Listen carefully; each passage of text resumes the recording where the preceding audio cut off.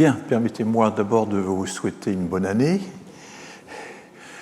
qui sera pleine d'événements de toutes sortes, climatiques, législatifs, énergétiques, que sais-je encore, mais enfin aussi, j'espère, avec beaucoup de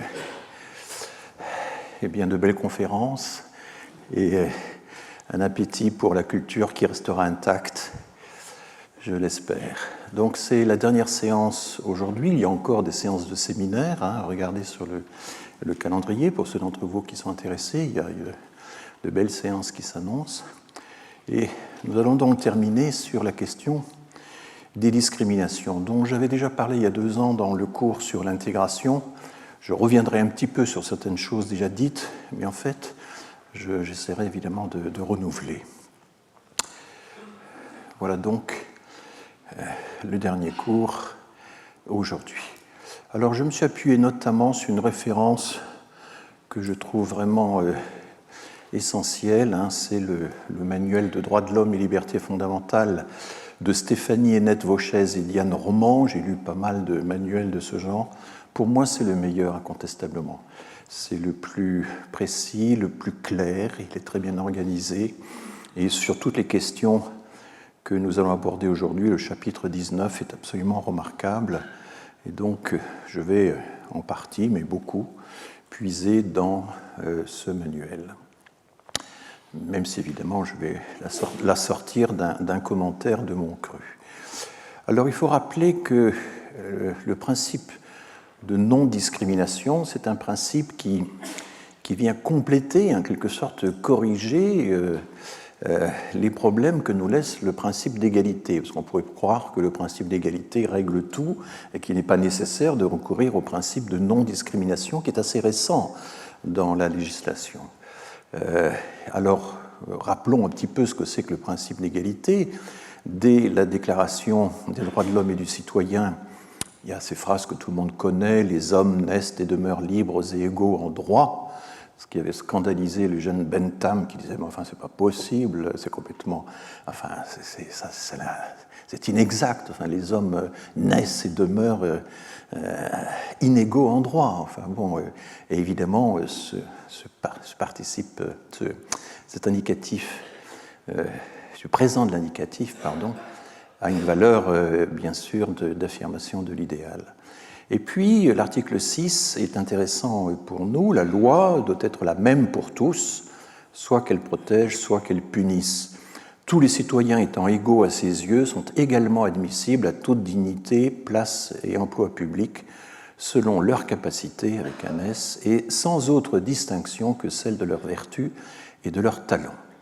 Et tout de suite, évidemment, il faut en conclure que le législateur peut traiter différemment des personnes placées dans différentes situations, sans que cela porte nécessairement atteinte au principe d'égalité. Ça, c'est toute la complexité du principe d'égalité, c'est que, évidemment, moyennant la prise en compte d'un certain nombre de situations différentes, on peut traiter différemment les personnes concernées. Mais bon, à quel degré, jusqu'à quel point. Donc, et s'ajoute à cela, en plus, l'idée que le traitement différencié est possible s'il y a des conditions d'intérêt supérieur qui l'exigent. Bon, moi je prends un exemple, à un jour près, vous êtes mobilisable ou pas, et vous faites la guerre ou pas. Bon. Est-ce que c'est une discrimination entre les gens qui sont nés la veille et les gens qui sont nés le lendemain?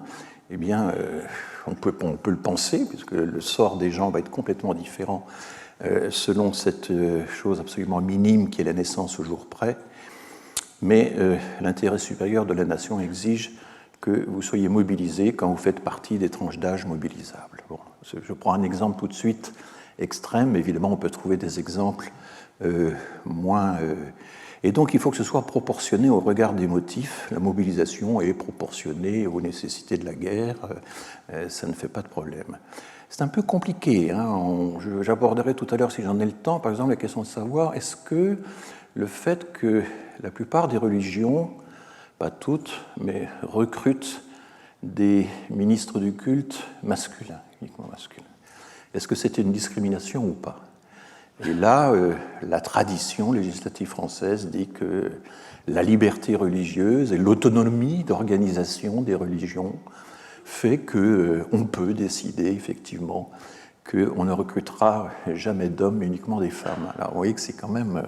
Il y a bien sûr toute une série de mouvements à l'intérieur de l'Église catholique, par exemple, qui disent carrément, mais non, c'est une discrimination selon le sexe, et il faudrait que la liberté religieuse ou la liberté d'auto-organisation des organisations religieuses cède devant ce principe majeur qui est l'égalité des sexes. Mais vous voyez que nous avons déjà, je vous donne une exception assez forte, hein, et il n'existe pas actuellement d'action en justice contre l'Église au motif qu'elle refuse de recruter des prêtres femmes.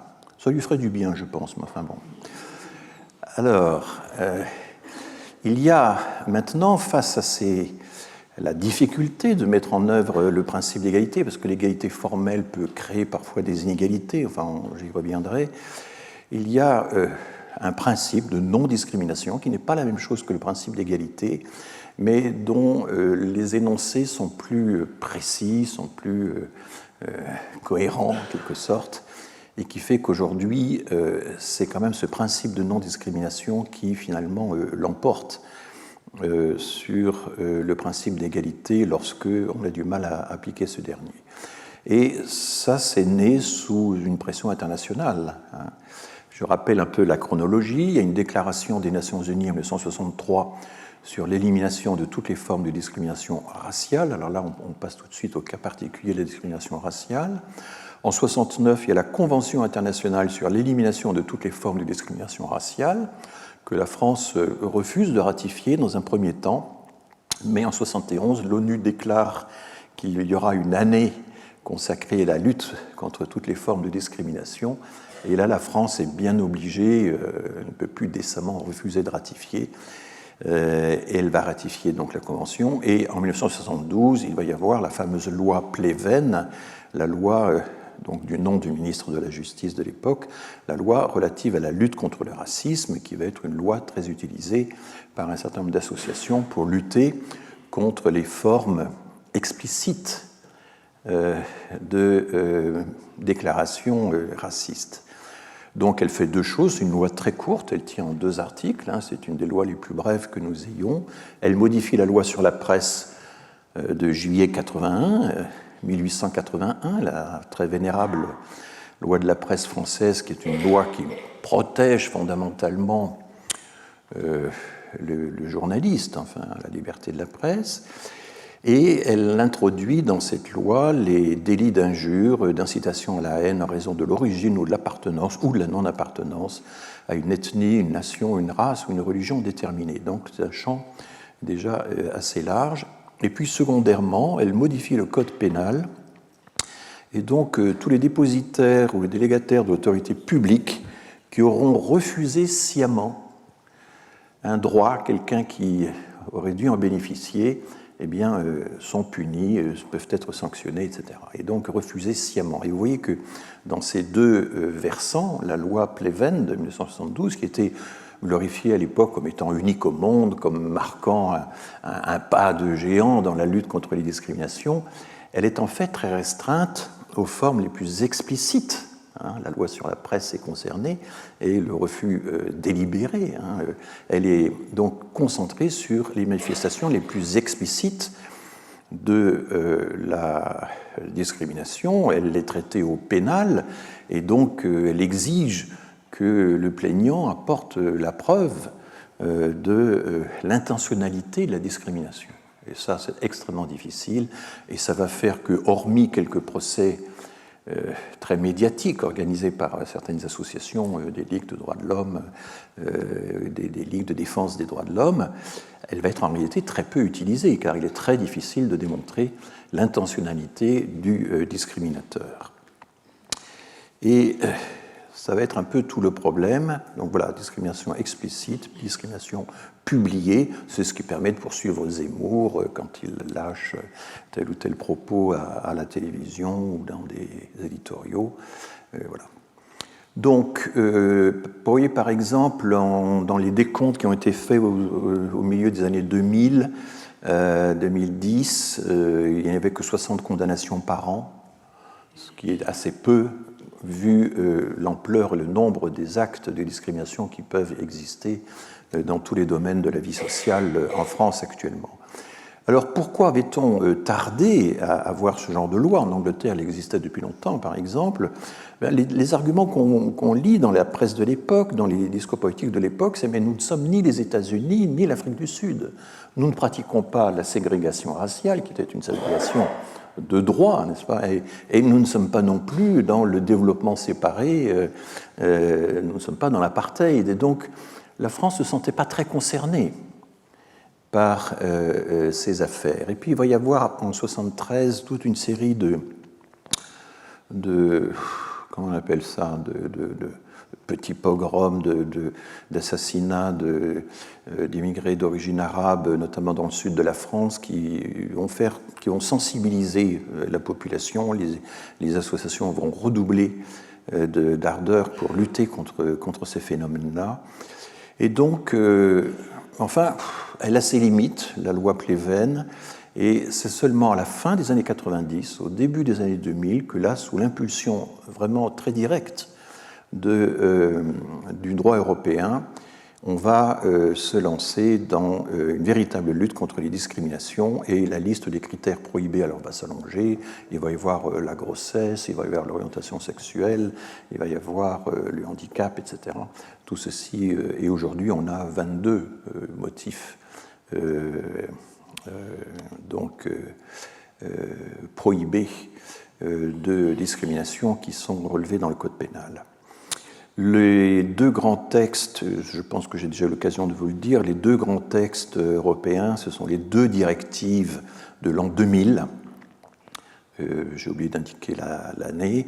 Elles sont tellement connues, ces deux directives. Il y a ce qu'on appelle la directive RAS, c'est le nom l'abrégé par lequel elle est communément désignée, qui donc édicte tous les principes, rappelle tous les principes de lutte contre les discriminations, mais avec un côté très pratique.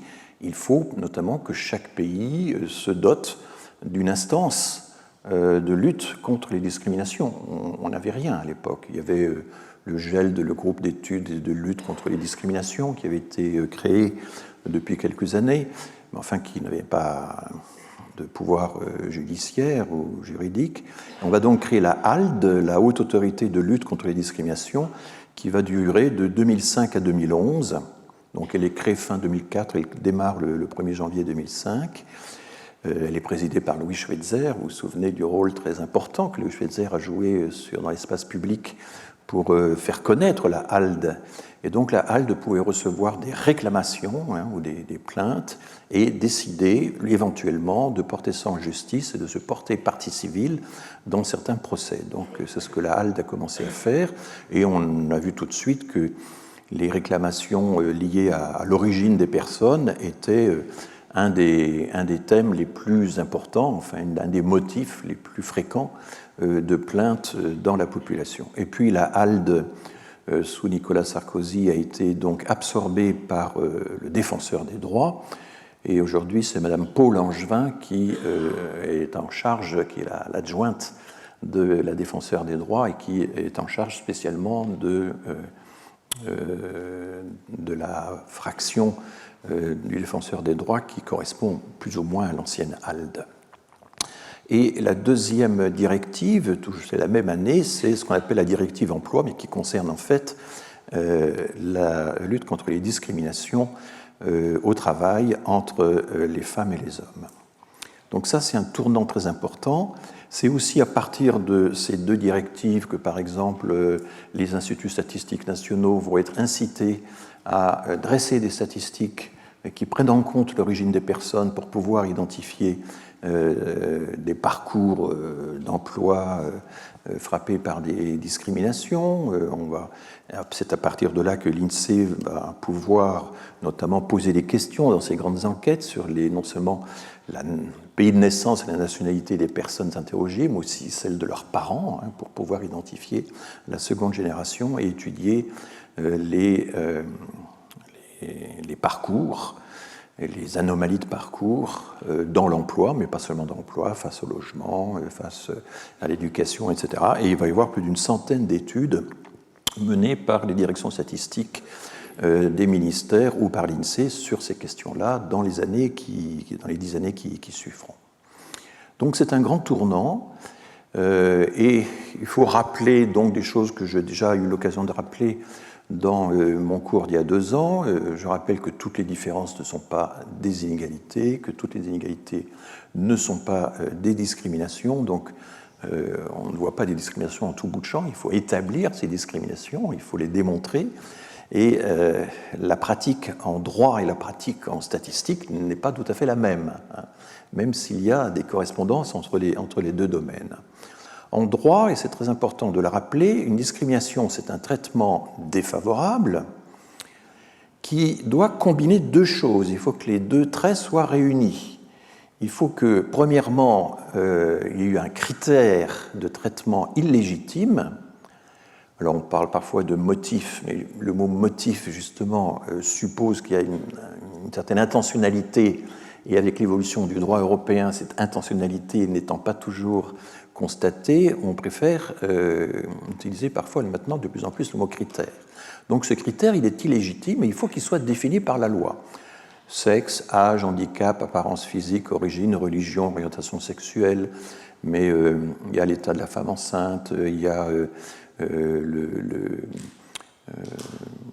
toute une série il y en a une vingtaine au total. Il y a l'habitat, l'adresse peut faire partie des critères de sélection illégitime dans certains cas, etc. Donc, il faut que ces critères soient listés par la loi. Vous ne pouvez pas inventer un critère nouveau comme ça.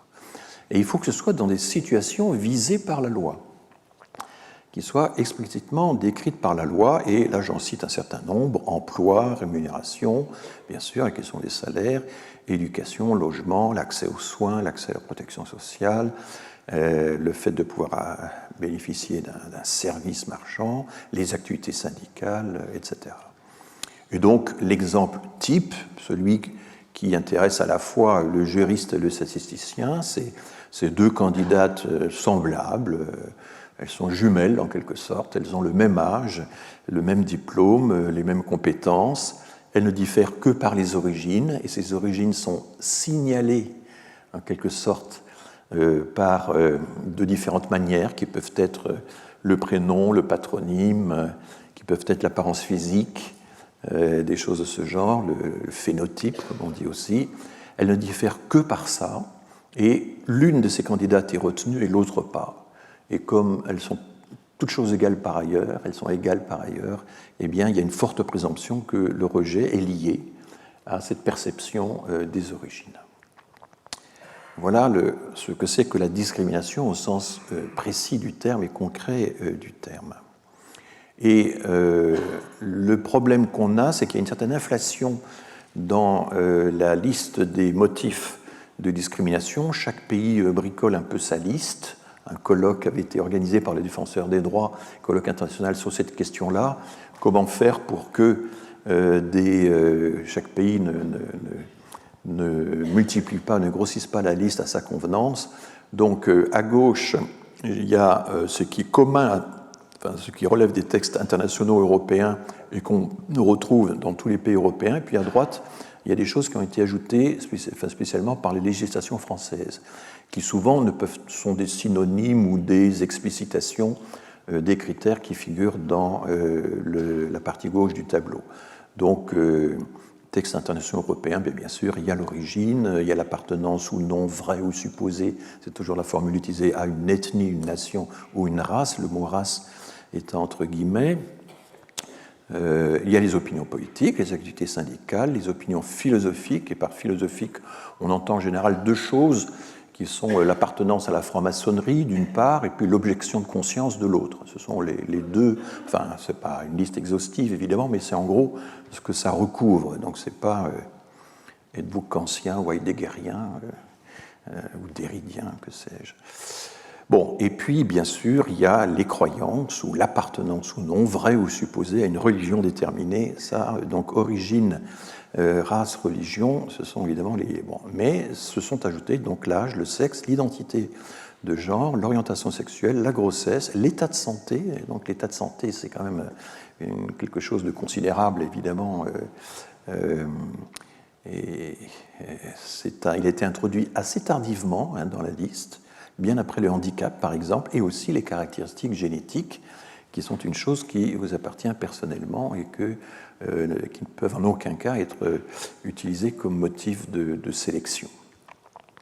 Voilà, alors la législation française a ajouté les mœurs, ce qui est une appellation un peu curieuse qui est redondante avec les questions d'orientation sexuelle, par exemple, ou de croyance, enfin, on ne sait pas trop.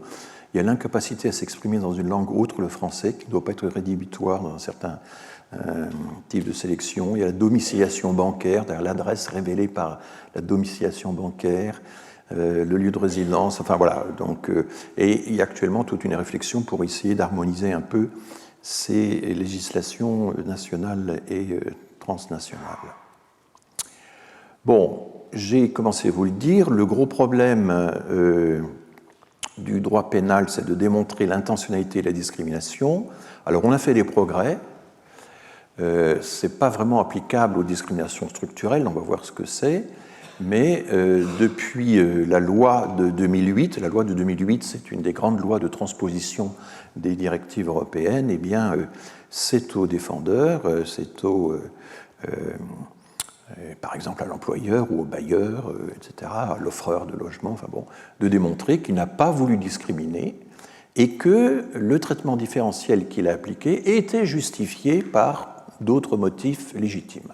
Et c'est à lui d'apporter la démonstration. Après novembre 2002, il y a eu un autre progrès qui a été accompli, et ça, on le doit à SOS Racisme, qui a réussi à faire condamner donc, le Moulin Rouge. C'est une affaire célèbre. Depuis des années et des années, il n'y avait jamais en salle de recrutement de personnes noires. On ne les trouvait que dans les cuisines. Et la secrétaire générale du Moulin Rouge s'est dévoilée un jour devant un candidat et a expliqué un peu son principe. Et donc SOS Racisme s'est emparé de ça. C'est un des grands succès de SOS Racisme d'avoir réussi à faire condamner le Moulin Rouge. Et du coup aussi, alors il a fallu encore plusieurs années, à rendre recevable en justice l'utilisation des testings, mais de ce testing individuel qui consistait à envoyer coup sur coup 2 personnes différentes devant la même boîte de nuit, devant le même bailleur, etc. Et donc, le Conseil d'État a considéré que c'était recevable comme moyen de preuve, non pas comme preuve directe, mais qu'on pouvait légitimement présenter des éléments statistiques qui étaient suffisamment solides et sérieux pour que le juge puisse les considérer. Vous voyez un peu toute la prudence.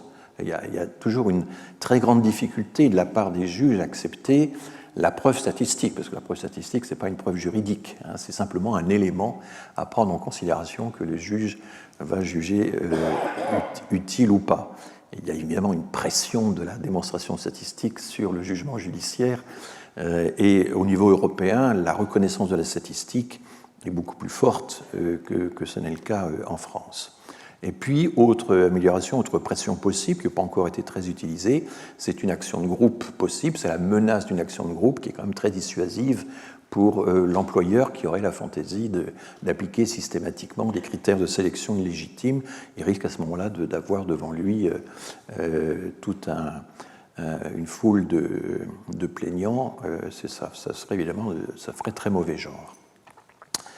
Voilà. Quand on regarde actuellement la statistique des réclamations enregistrées par le défenseur des droits, 115 000 réclamations en 2021, ça a augmenté fortement depuis 2020 parce qu'il y a eu la création d'une plateforme de discrimination, vous savez, à la suite du tabassage de ce producteur de films noirs par la police. Vous vous souvenez de cette affaire qui avait suscité une grande émotion puisqu'il y avait une vidéo qui était accusatrice, évidemment, qui avait bien montré ce qui se passait. Et donc, à la suite de ça, le président de la République a demandé qu'on crée une plateforme de dépôt de plaintes qui, au début, devaient viser uniquement la police. Les syndicats de police ont refusé de tel système et finalement, c'est devenu un outil de plus au sein du défenseur des droits. C'était un peu un recul par rapport à la demande qui avait été faite contre les violences policières, puisque évidemment, officiellement, l'État n'admet pas qu'il puisse y avoir des violences policières systémiques, enfin, selon le terme utilisé par le défenseur des droits. Alors vous voyez que les réclamations enregistrées par le défenseur des droits, la nomenclature a changé au fil du temps, ce qui est un peu difficile, ça rend les choses un peu difficiles à analyser. On est surpris de voir que le droit routier, par exemple, prend une telle importance. Là, il y a, enfin, le droit des étrangers est en seconde position, fait partie des grands chapitres, des grandes rubriques des réclamations enregistrées par le défenseur des droits. La plateforme antidiscrimination, je viens d'en parler, et elle a quand même si c'est un recul par rapport au projet initial qui consistait à se centrer sur la question de la violence policière, ça a quand même augmenté de 20% le nombre des réclamations déposées aux défenseurs des droits en une seule année, donc ce qui évidemment peut être considéré comme un succès, bien sûr. Voilà, 26% même, vous voyez. Bon, il faut rappeler que le grand article anti-discrimination de la Convention européenne des droits de l'homme, c'est l'article 14, que le principe de non-discrimination est fondateur et transversal à tous les articles de la Convention européenne des droits de l'homme, et il a cette particularité, il y a beaucoup de jugements de la Cour qui combinent la référence à l'article 14 avec la référence à d'autres articles de la Convention européenne des droits de l'homme. Tous ces articles s'enchevêtrent un peu au fur et à mesure que la jurisprudence se développe. Et donc, je rappelle cet article, la jouissance des droits et libertés reconnus dans la présente Convention doit être assurée sans distinction aucune, fondée notamment, et ce notamment ouvre la voie à une augmentation, un allongement possible de la liste, fondée notamment sur le sexe, la race, la couleur, la langue, la religion, les opinions politiques ou toutes autres opinions, l'origine nationale ou sociale, l'appartenance à une minorité nationale, alors ça fait référence au sens de minorité nationale dans les pays d'Europe centrale et orientale, bien sûr, la fortune, la naissance ou toute autre situation. Vous voyez que c'est extrêmement extensif et qu'ensuite chaque pays, et c'est pour ça un peu que chaque pays essaie ensuite de concrétiser sa propre liste avec parfois des discordances d'un pays à l'autre. Et puis en 2015, le protocole de la Convention, le protocole ce sont ces additions qui sont acceptées par les membres du Conseil de l'Europe qui sont partis à la Convention. On explique que la discrimination est interdite dans la jouissance de tout droit prévu par la loi et dans tout acte d'une autorité publique. Ça, c'est une extension importante, qui n'existait pas avant, et qui fait que désormais, eh bien, on reconnaît, et ça c'est quelque chose que pas mal d'intellectuels français ont du mal à admettre, que les autorités publiques aussi peuvent discriminer. Nous, on est persuadés que la République est immunisée contre la discrimination par définition. Loin de là. Et donc, le droit européen prévoit aussi que tout ceci, qu'il n'y a pas d'immunité des autorités publiques, qu'on peut, effectivement, un individu, s'il estime qu'il a été privé de son droit, qu'un de ses droits a été violé, eh bien peut, après évidemment épuisement des voies de recours nationales, peut s'intéresser à la Convention européenne des droits de l'homme, à la Cour européenne des droits de l'homme, la Cour de Strasbourg, et donc ça rentre tout à fait dans le périmètre de la lutte contre les discriminations. Bon, dans le droit français, tout ceci s'est finalement essentiellement transposé dans deux directives qui datent de 2008, même s'il y a eu de toutes premières transpositions dans le droit du travail, par exemple très tôt, dès 2001, l'année qui a suivi les grandes directives de 2000, il y avait déjà des transpositions, mais c'est dans 2008 que s'affirment pour la première fois de façon très claire deux définitions, la discrimination directe et la discrimination indirecte. Certes, ça paraissait déjà dans la législation sur le travail, par exemple, et là, il y a pour la première fois une définition expresse, explicite de la discrimination indirecte par opposition à la discrimination directe. Donc je lis ces deux alinéas. Constitue une discrimination directe la situation dans laquelle, sur le fondement de son appartenance ou de sa non-appartenance, vraie ou supposée, à une ethnie ou une race, sa religion, ses convictions, son âge, son handicap, son orientation sexuelle ou son sexe, une personne est traitée de manière moins favorable qu'une autre ne l'a été ou ne l'aura été dans une situation comparable. Bon, c'est toujours un peu lourd, et puis, enfin, vous voyez ce que ça veut dire.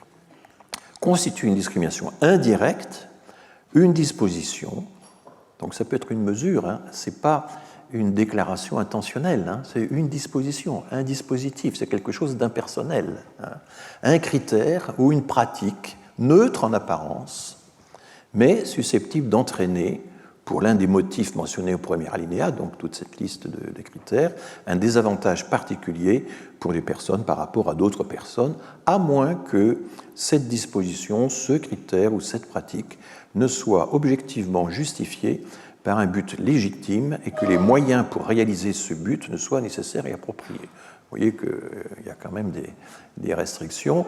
Alors l'exemple type, hein, l'exemple toujours cité, c'est celui de la mesure d'âge qui était en valeur dans la police grecque. Pour être recruté dans la police grecque, il ne fallait pas avoir moins d'1,70 m. 1,70 m, c'est un critère neutre en apparence, mais en réalité, évidemment, ça touchait en probabilité beaucoup plus les femmes que les hommes, et donc les femmes ont protesté, évidemment, contre ce dispositif soi-disant neutre, mais qui en réalité désavantageait les femmes parce qu'il ne tenait pas compte du fait que, du point de vue de la taille, les hommes et les femmes sont dans des situations différentes. Donc c'est un exemple, mais d'autres exemples, alors qui sont venus des États-Unis, il y a une inspiration américaine très puissante, hein, aussi dans tout ça, hein, qui a parfois transité par l'Angleterre, mais il y a une influence américaine très forte. Par exemple, il y a des épreuves de concours, des épreuves de culture générale qui sont les mêmes pour tous, mais qui ne mettent pas dans les mêmes situations des gens qui sont nés dans cette culture, ils sont accoutumés depuis qu'ils sont tout petits, ça fait partie des sujets de conversation à table, alors que dans d'autres familles, c'est quelque chose qu'il faut apprendre de l'extérieur. Eh bien, il y a des affaires aux États-Unis, notamment dans les concours de recrutement de pompiers. On se demandait pourquoi il n'y a pas de noirs dans les corps de pompiers dans certaines grandes villes américaines, parce qu'il y avait des concours, des épreuves de culture générale qui étaient propres à éliminer certaines minorités. Voilà. Donc tout ceci, vous vous rendez bien compte, l'appréciation de tout ça est assez difficile, hein, à réaliser, c'est pas automatique. Voilà. Et ce qui rend le concept de discrimination parfois difficile à appliquer, on a dit qu'il y avait des problèmes sur la notion d'égalité, mais enfin, la discrimination maintenant est caractérisée de multiples façons. Il y a une distinction entre la discrimination active et passive, et on traitait de manière différente des personnes se trouvant dans des situations semblables. C'est une discrimination active, alors que la discrimination passive se contente, on vient d'y faire allusion, de traiter de manière semblable des personnes qui en fait sont dans des situations différentes. Donc vous n'avez rien fait, vous n'avez pas essayé de discriminer, vous n'avez pas, ça peut être complètement non intentionnel, mais ça discrimine quand même, parce que vous avez traité des personnes dans des situations différentes comme s'ils étaient dans des situations semblables. Il y a bien sûr la discrimination intentionnelle, mais qui peut être déguisée, qui peut être couverte, qui peut se dissimuler derrière un critère soi-disant neutre. Un exemple que j'ai, c'est quand les Américains ont édicté des lois contre la migration chinoise et la migration asiatique. Ils n'ont pas utilisé des expressions raciales, ils ont dit toutes les personnes qui vivent en deçà du parallèle ou du méridien temps, donc c'était une définition géographique qui en réalité évidemment désignait un continent entier qui était le continent indésirable. Donc il y a comme ça des formulations hypocrites qui peuvent couvrir, dissimuler des cibles parfaitement désignées, mais que on s'abstient évidemment de désigner pour ne pas s'exposer à des actions en justice.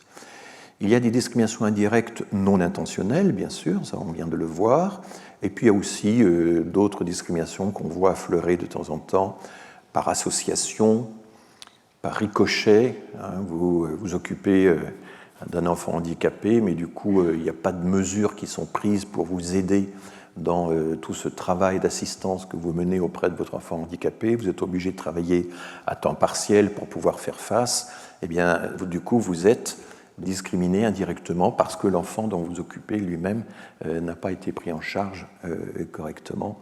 C'est un exemple parmi d'autres. Je vous rappelle qu'il y a quelques titres de séjour qui sont accordés à des étrangers parce qu'ils s'occupent de parents malades et qu'ils sont les seuls à pouvoir s'en occuper. Donc il y a des dispositifs de ce genre. Et puis il y a des discriminations collectives, c'est l'ensemble des salariés qui sont frappés par un critère donné, et à ce moment-là, c'est attaquable par une action de groupe. Bon. Et puis il y a la question de la discrimination systémique ou institutionnelle. Alors pour moi, l'exemple le plus précis, mais il n'y a pas d'accord actuellement sur l'usage de cette notion. Le défenseur des droits l'a utilisé une fois à propos d'un chantier où des Maliens étaient au travail et ce qui ressortait de l'enquête qui avait été menée avec une participation active des défenseurs des droits, c'est que les Maliens étaient placés systématiquement dans des postes de travail pénibles, dangereux, sans protection, et que donc, selon l'origine des gens, les ouvriers n'étaient pas mis sur les mêmes postes de travail à compétences égales. Bon, voilà. Et donc, il y avait l'idée que là, c'est un plan organisé, c'est quelque chose de volontaire. Donc là, c'est systémique dans le sens de quasiment de systématique. J'observe qu'il y a une certaine tendance à utiliser systémique comme une sorte de synonyme chic de systématique. Même Éric Ciotti, l'autre jour, a utilisé systémique dans ce sens-là pour dénoncer une pratique de l'État, je ne sais plus laquelle. Mais en fait, je pense que le mot discrimination systémique a été inventé par les Anglais il y a déjà pas mal de temps, par une commission qui, à la suite d'émeutes, avait décidé notamment d'instituer des statistiques ethniques en Grande-Bretagne dans le recensement. Et l'idée était la suivante: il y a des comportements discriminatoires dans certaines institutions de l'État. Elles ne sont pas volontaires ou organisées. Par exemple, les policiers ne se réveillent pas chaque matin en se demandant qui ils vont discriminer. Ce n'est pas ça du tout. Ce n'est pas une persécution organisée. C'est pour ça que les gens qui disent « mais la discrimination systémique, c'est scandaleux, on n'est pas sous Vichy, on n'est pas… » Oui, mais discrimination systémique ne veut pas dire persécution organisée et inscrite dans la loi. Ce sont des pratiques un peu diffuses, il y a des effets d'entraînement entre les équipes, ça c'est une première chose. Donc il y a quand même aussi un niveau individuel des gens qui ne se retiennent pas, il y a un petit minimum d'intentionnalité, ce n'est pas purement mécanique ou objectif. Mais il y a par ailleurs, c'est un deuxième élément, des données quantitatives qui montrent que ces pratiques, en se répétant, défavorise systématiquement un groupe donné. Et les interpellations en faciès sont absolument typiques de ça. Et puis, troisièmement, l'État a beau le savoir, il a beau avoir les résultats de ces diagnostics, il a beau avoir reçu des interpellations, dans un autre sens du terme, de la part de l'Europe, de la part de la Cour de cassation, etc. La Cour de cassation a fait plusieurs jugements en novembre 2016, disant que les interpellations uniquement au faciès sans raison de sécurité apparente étaient une faute lourde qui engageait la responsabilité de l'État. C'est la Cour de cassation qui l'a dit. Et l'État ne fait toujours rien. À partir du moment où l'État ne fait rien, alors qu'il est au courant de ces pratiques, qu'elles ont été diagnostiquées et on lui a demandé de prendre des mesures et qu'il n'a pas prises, à ce moment-là, la discrimination est clairement systémique. Elle est clairement institutionnelle. Vous voyez qu'il faut quand même plusieurs conditions, Et ces conditions que j'énumère là, je ne les ai pas inventées, ce n'est pas François Héran qui bricole, c'est comme un jour Marcel Gaucher m'a dit « Oh, vous avez inventé une formule particulière de discrimination systémique », parce qu'on trouve toujours des gens qui utilisent systémique à tort et à travers, évidemment. Mais ce n'est pas parce que le mot est parfois mal utilisé qu'il faut renoncer à l'utiliser. Non, les critères en question sont ceux qui avaient été parfaitement énoncés, notamment par les instances anglaises, et qui sont en cours actuellement des réflexions. La discrimination systémique n'est pas inscrite dans le droit européen en tant que tel, mais on voit ça et là les prud'hommes l'utiliser, les défenseurs des droits. Enfin, on est dans une étape un petit peu intermédiaire de formation, de réflexion du droit sur ces questions. Voilà, et donc, bien sûr, on aime tous la République, bien sûr, on partage tous le grand idéal d'égalité, bien sûr, voilà, mais l'égalité ne se décrète pas, elle se construit, elle se bâtit au fur et à mesure des affaires, des expériences, des contre-expériences, et c'est comme ça qu'on avance. Et donc, un des problèmes que moi je vois dans certaines formes de républicanisme exacerbé, c'est l'idée qu'à partir du moment où on a notre idéal, la République assure l'égalité de droits, il y a ce mot « assure » dans la déclaration, dans la Constitution, dans l'article 1er de la Constitution de 1958, et la République assure l'égalité de droits. Bon, il ne suffit pas de dire qu'elle l'assure, il faut encore vérifier qu'elle l'assure effectivement. Et c'est tout le problème de l'écart entre l'énoncé des principes, la consécration des principes dans les textes, et puis l'effectivité des droits, la mise en pratique effective. Et c'est là qu'on se sépare. Oui, le droit européen est absolument clair, il peut y avoir des discriminations systémiques. Et j'avais eu comme ça un débat avec un journaliste de France Culture, le matinalier de France Culture, comme on dit dans la maison, Guillaume Erner, qui avait écrit dans Charlie Hebdo un éditorial vraiment mais fulminant contre la notion de discrimination non intentionnelle. Il disait, à ce moment-là, c'est scandaleux, il n'y a plus de responsabilité, plus personne n'est responsable des discriminations, ça supprime la notion de responsabilité là. Or, c'est une méprise totale sur la notion de discrimination indirecte ou non intentionnelle. C'est qu'au contraire, quand on met le doigt sur ce genre de discrimination, on accroît le degré de conscience nécessaire pour essayer de comprendre pourquoi il y a tout de même discrimination. Et l'abstention, le fait de ne pas agir, alors qu'il y a un diagnostic qui a été fait, ça constitue la discrimination.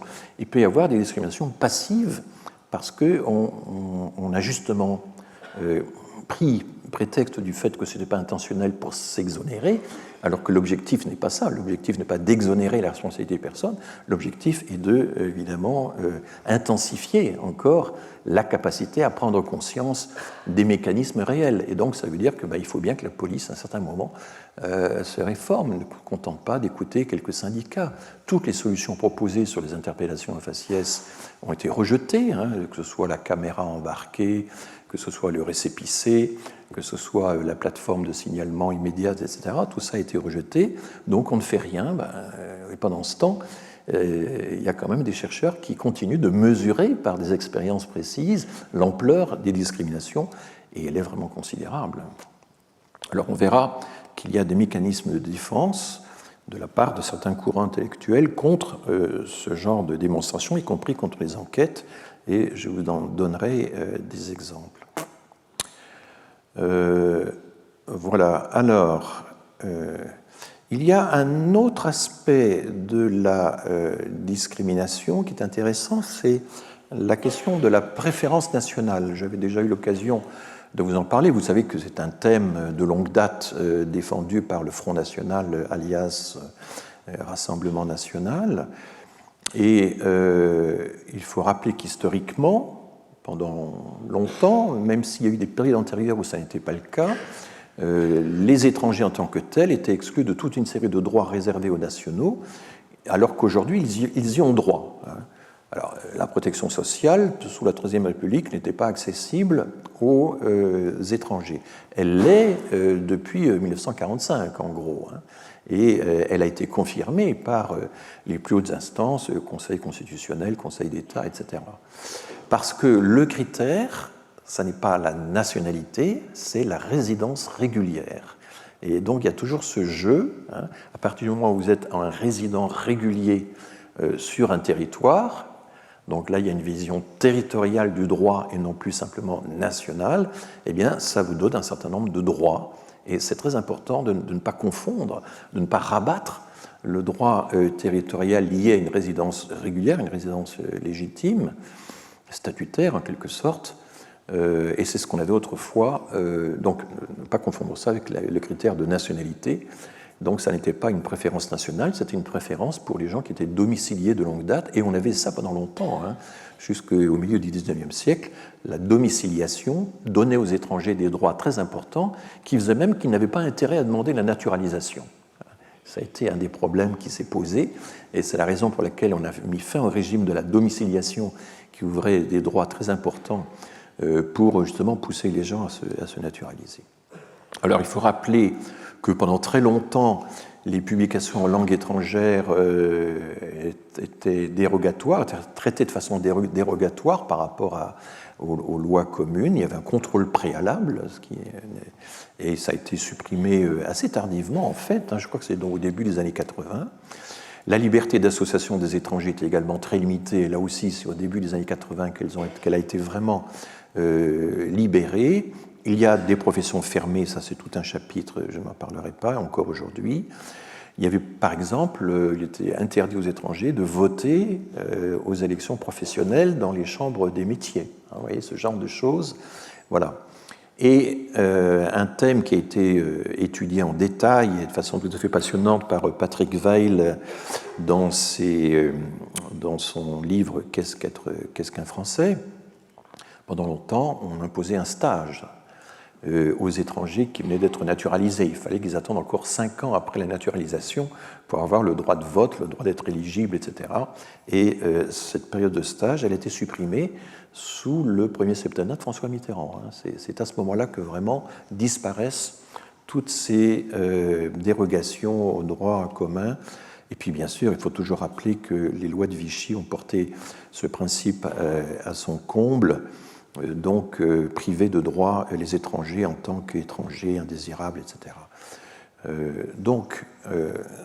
Et aujourd'hui, tout le débat sur la régularisation, qui va être l'objet de la loi qui passera au Sénat, semble-t-il, en février et à l'Assemblée nationale au mois de mars, ça met en jeu aussi ça, reconnaître qu'il y a une sorte de droit de résidence, de droit aussi de travail accumulé, etc., qui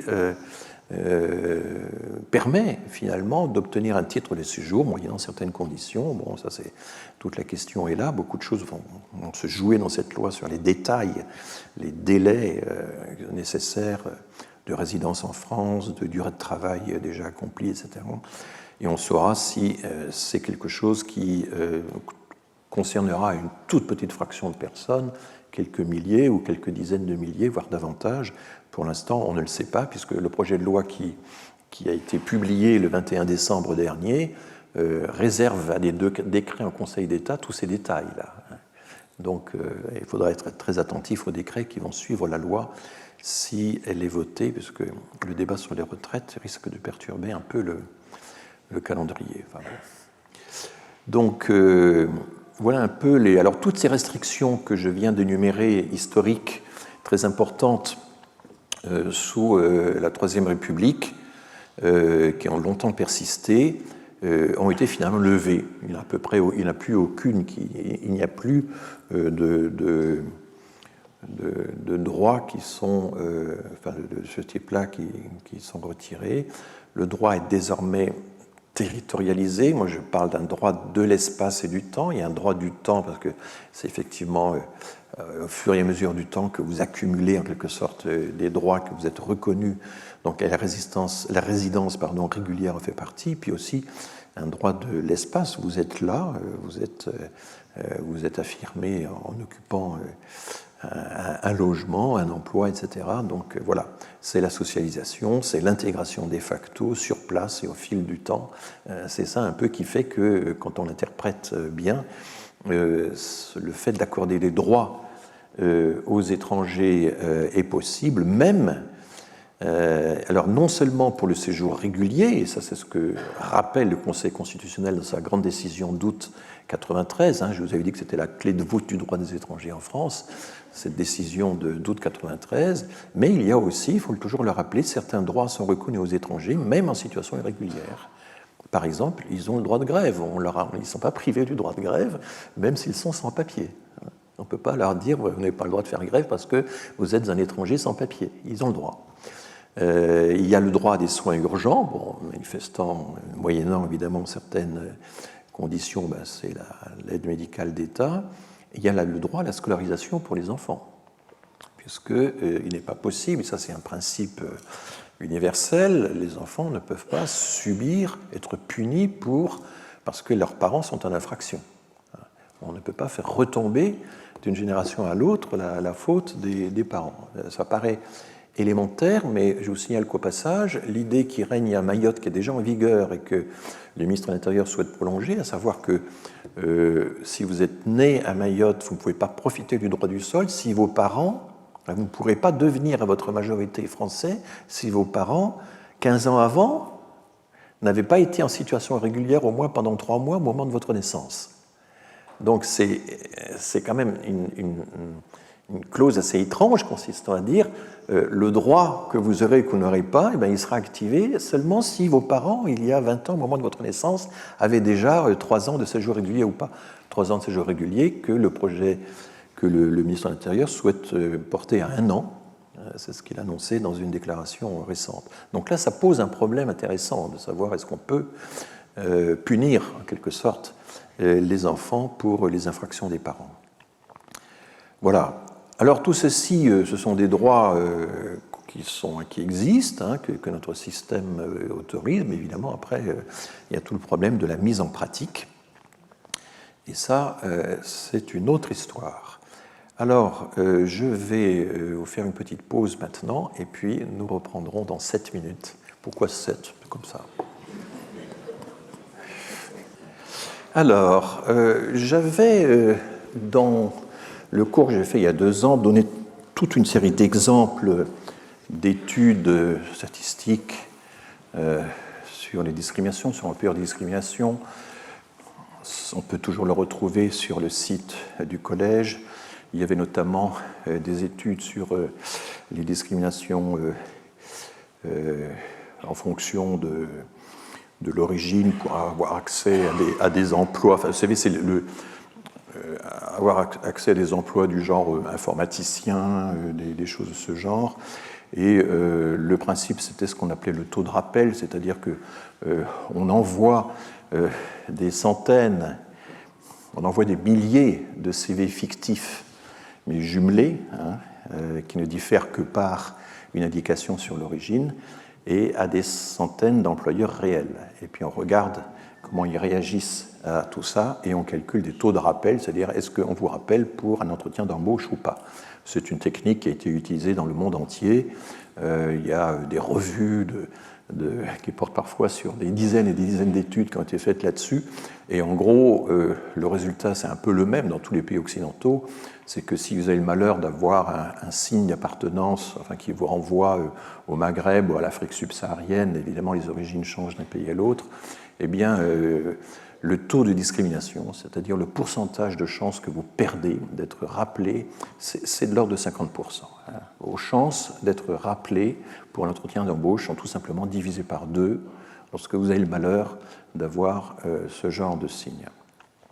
Alors, ces études continuent, se multiplient. Il faut faire attention, il y a des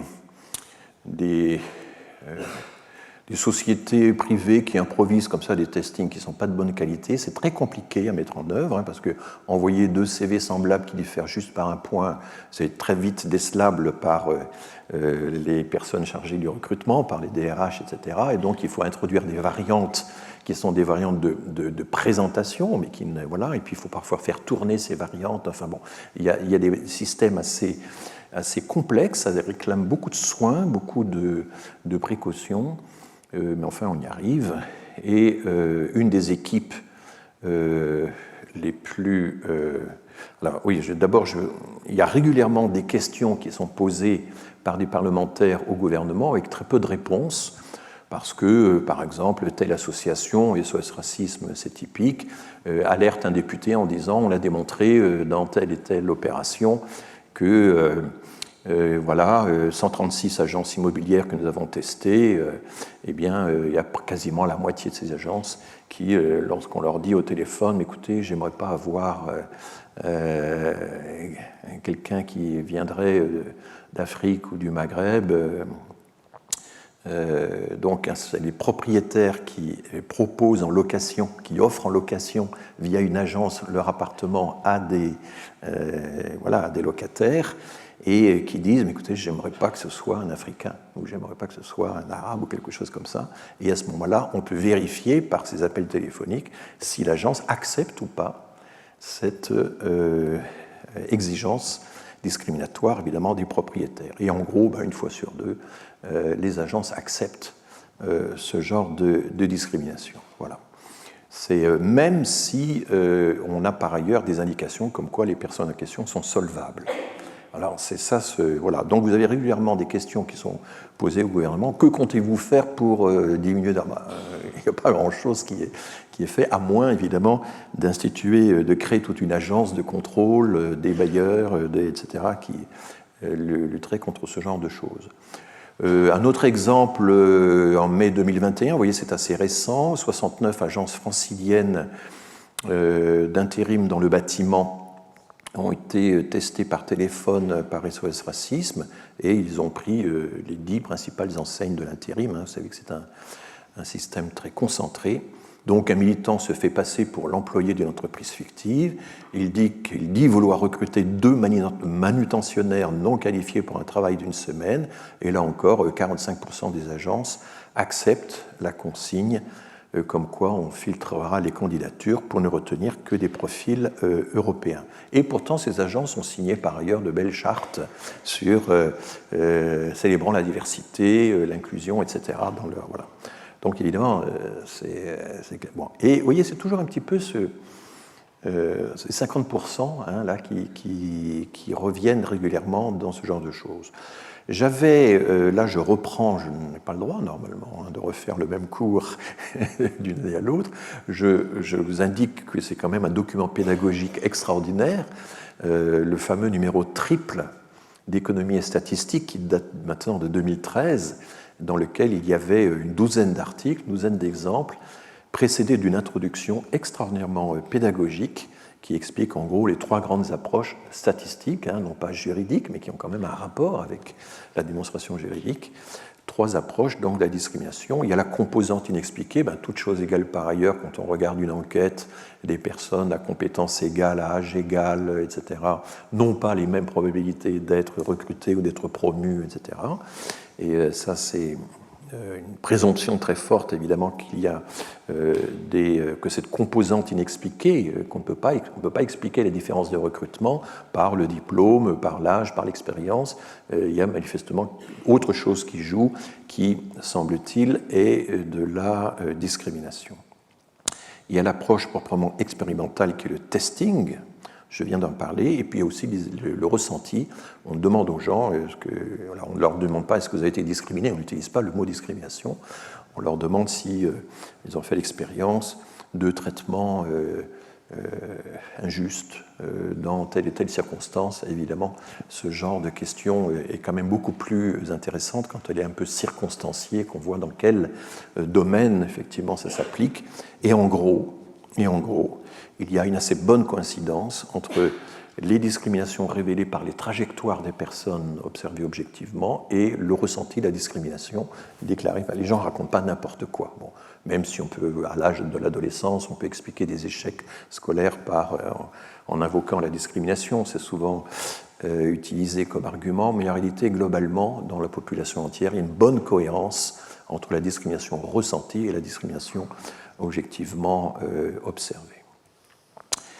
Et là aussi, je reprends cette ancienne diapositive, il y a eu toutes sortes de revues de la question qui ont été faites, et qui ont montré qu'en gros, voilà, maintenant il n'y a plus aucun doute, ces discriminations existent dans toute une série de pays européens, et toujours après contrôle des autres facteurs. Hein. En gros, la littérature vous montre des taux de discrimination de 40 à 60%, donc une perte de chance de 40 à 60% si vous avez donc des signes d'appartenance qui vous éloignent comme ça dans l'espace et culturellement. Bon, et alors là, je vous ai cité, mais je ne vais pas entrer dans le détail, une des équipes les plus performantes, c'est l'équipe de Yannick Lorty, qui est donc économiste du travail à Créteil, et qui, c'est l'université Gustave Eiffel maintenant, et qui a monté tout un réseau, le TEP avec le CNRS, sur les discriminations. C'est certainement une des meilleures équipes dans la conduite des testings actuellement en France. Et je vous avais donné cet exemple, comment Anthony Bertrand et Sophie Moreau, voilà, quelles sont leurs probabilités d'être rappelés pour un entretien d'embauche au vu du même CV. Hein, c'était toujours le même CV, c'était toujours le même type de diplôme. Il y avait 2 ans d'expérience en entreprise à l'issue du master. Ils vivaient tous dans le 13e ou le 14e arrondissement. Donc on avait égalisé tout un certain nombre de conditions, mais ils différaient, ces CV fictifs différaient par le genre, le patronyme et l'origine. Et donc, c'est ce qu'on appelle une étude intersectionnelle qui n'est pas si évidente que ça. Hein. Les handicaps ne se cumulent pas nécessairement. Ils peuvent s'annuler partiellement, ils peuvent se compenser. C'est assez compliqué. Et donc, là, on voyait comment, voilà, Anthony Bertrand par rapport à Sophie Moreau, ça, c'est la différence homme-femme, avait beaucoup plus de chances d'être rappelée. Mais la candidate marocaine avait ses chances divisées par 2 par rapport à la candidate française, ou arborant un prénom et un patronyme français. La sénégalaise, c'était encore pire, et vous voyez qu'entre 27,7 et 8,4, vous avez une sacrée déperdition hein, quand vous cumulez le genre et l'origine. Et puis au Vietnam, bizarrement, les Vietnamiennes améliorent leur performance par rapport aux Vietnamiens. Il doit y avoir des représentations un peu stéréotypées sur les performances des Asiatiques femmes par rapport aux Asiatiques hommes. Enfin, vous voyez comme quoi c'est pas toujours. Et donc, j'avais montré qu'il y avait des pertes hommes-femmes qui étaient très nettes, qu'il y avait des pertes considérables quand on passait par exemple aux Marocaines. Alors là, il y a la question aussi de l'islam chez les femmes, le voile, tout ça. Et puis un résultat inverse entre Vietnamiens et Vietnamiennes. Voilà. Mais enfin, au total, entre le maximum possible et le minimum, vous voyez qu'on a un recul absolument considérable. Donc, et du coup, dans l'étude intersectionnelle, genre plus origine, hein, on croise le genre et l'origine, là, c'est ça la thématique.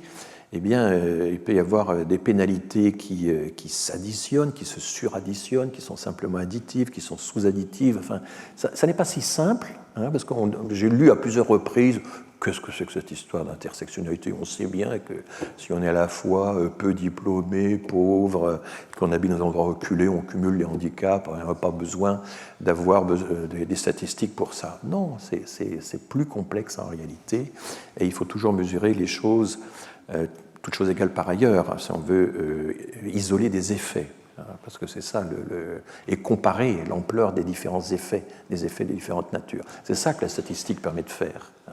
On a une statistique explicative qui permet de comparer des effets et de mesurer le poids de chaque facteur isolément par rapport aux autres. Est-ce qu'il s'ajoute, est-ce qu'il se compense, est-ce qu'il se multiplie? Tout ça ne va pas de soi.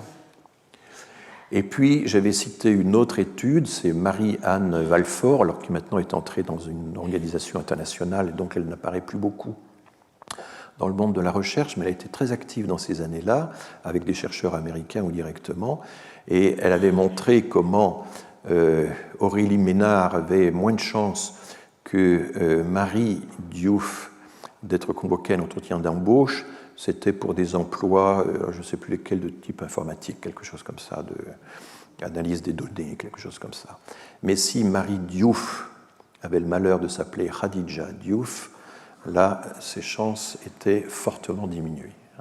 Donc Marie, prénom chrétien, ça l'a remonté dans la non-discrimination, mais voilà, c'est quand même spectaculaire. On ne peut pas écarter ça d'un revers de main et faire comme si ça n'existait pas. Or, vous allez voir qu'il y a des mécanismes de défense contre ce genre de résultats qui sont très intéressants, que je vais essayer de décortiquer. Ça va être la nouveauté de ce cours par rapport à la répétition que je vous inflige là maintenant, mais dont j'ai besoin pour pouvoir montrer comment on peut progresser aussi par rapport à ça. Voilà. Donc, et puis, il y avait le test extraordinaire accompli par toujours Marianne Walfort. C'était l'étude publiée par l'Institut Montaigne en octobre 2015, Discrimination religieuse à l'embauche, une réalité, qui consistait à envoyer des CV fictifs d'une série de personnes qui s'appelaient toutes Haddad, ça veut dire le forgeron en arabe, c'est l'équivalent de Fort, de Favre, etc. Enfin, tous ces noms très très communs également en français. Donc, mais il y avait un couple, il y avait Esther et Dove, Nathalie et Michel, Samira et Mohamed. Ils avaient tous grandi dans le même quartier de Beyrouth au Liban, sauf que les deux premiers étaient juifs, les deux suivants catholiques et le dernier groupe, le dernier duo musulman. Ils avaient le même parcours migratoire, ils étaient tous les 6 nés au Liban en 1988, ils étaient partis en France pour leurs études, ils avaient acquis la nationalité française, ils avaient les mêmes diplômes, un bac et un BTS de comptabilité, les mêmes genres d'expérience professionnelle en CDD, et alors il faut voir comment le protocole est décrit dans le rapport, parce qu'il y a plein de pièges qui se dissimulent là-dedans. Il faut varier aussi un peu ces choses-là sans que c'est d'incidence sur le résultat, etc. Et le protocole est décrit avec un soin absolument extraordinaire. Tout ça est en ligne, c'est accessible en ligne. Tous les rapports de l'Institut Montaigne sont accessibles en ligne. Donc, il y avait aussi, on a fait varier les signaux, la religion pouvait apparaître à travers le fait qu'on avait été dans un enseignement privé catholique au Liban, c'est pas surprenant, ou qu'on avait encadré des jeunes scouts musulmans, ou que, voilà. Et puis il y avait aussi des profils exceptionnels. Champion de Sudoku, par exemple, était censé représenter un niveau de performance intellectuelle exceptionnel, etc. Enfin bref, et puis on faisait varier des prénoms. Je passe très rapidement. On voit que Mohamed Haddad doit en moyenne envoyer 20 CV pour obtenir un entretien d'embauche, alors que c'est entre 4 et 7 pour tous les autres. Et on voit que Samira a un avantage par rapport à Mohamed, même si elle est... voilà. On voit que lorsqu'il y a des signes de religion qui apparaissent indirectement comme ça, les femmes devancent les hommes, qu'il y a une déperdition chez les juifs, ce qui est très très net, mais plus encore chez les musulmans. Donc voilà, tout ceci existe simultanément. Et il y avait aussi le fait que quand il y avait un engagement religieux ou laïque qui apparaissait à travers le nom de certaines associations, etc., eh bien, pour les catholiques, être laïque, ça faisait perdre des points, alors que pour les musulmans, être laïque, ou pour les juifs, être laïque, ça en faisait gagner. Vous voyez, c'est ce genre de choses pas toujours évidentes. Voilà. Donc, et puis on montrait que le profil de Mohamed Haddad est 2 fois moins discriminé quand on le renomme Adam ou quand on l'affiche comme laïque, et qu'à l'inverse, Michel Haddad gagne à s'afficher comme pratiquant plutôt que comme laïque, parce que ça paraît bizarre que Michel Haddad apparaisse comme laïque alors qu'il a un prénom catholique, enfin bref. Il faut aussi essayer de s'imaginer ce qu'il y a dans le cerveau des discriminateurs. Et c'est ça qui est parfois reproché à ces études, c'est que oui, il faut se mettre dans la tête du discriminateur. Et du coup, est-ce qu'on n'est pas raciste soi-même quand on fait ce genre de choses? Ben non, il faut bien, quand on étudie les discriminations, essayer de savoir comment fonctionne la discrimination dans le cerveau de ceux qui la pratiquent. Je rappelle que sur les contrôles d'identité au faciès, on a une étude extraordinaire faite par Fabien Jobard, qui est un très grand chercheur, qui a longtemps travaillé aussi en Allemagne au centre Marc Bloch, qui a monté, alors qu'un financement Soros, enfin qui n'a pas du tout eu d'incidence sur le protocole, la technique adoptée, 5 lieux publics parisiens, 2007-2008, ça commence à être une affaire ancienne maintenant, 15 ans maintenant déjà, avec de grands lieux publics où on a échantillonné tous les gens qui entrent dans cet espace, on les a classés en fonction de la nomenclature ethno-raciale qui est autorisée pour la police. La CNIL a validé une nomenclature ethno-raciale de blancs, asiatiques, maghrébins, noirs, etc., que les enquêteurs du CNRS ont reprise, sont formés à utiliser la même nomenclature. Et puis donc, on voit, on calcule le nombre de gens qui correspondent aux différents types qui entrent dans cet espace, et ensuite, on observe quelle est la probabilité qu'ils ont d'être interpellés par la police, d'être fouillés et ensuite d'être emmenés au poste. Il y a les 3 degrés qui sont dans l'enquête.